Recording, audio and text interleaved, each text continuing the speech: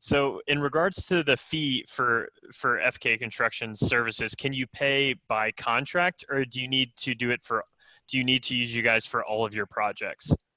Right, so that's a great question. No, our clients pick and choose the projects that they want to finance. So if our client has 10 projects throughout the course of the year and they want to finance 2 or 3 of them, we encourage that. We would rather clients use us strategically, simply because we found that if it works for them on a long-term basis, they remain clients for a long time, right? So yeah, they get to pick and choose. And I work very closely. I'm an ex-GC, so I Scott's also worked in construction for coming on 20 years as a project manager, project controls.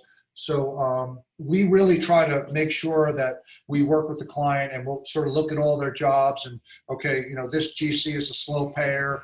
Maybe we should finance this project, or this guy's a quick payer. Maybe we should do this one, or there's a lot of material on this job, no material on this job. So we try to definitely make this work. I mean, at this point in my career and our companies, we want sustainable solutions, right? We want things that work for both parties.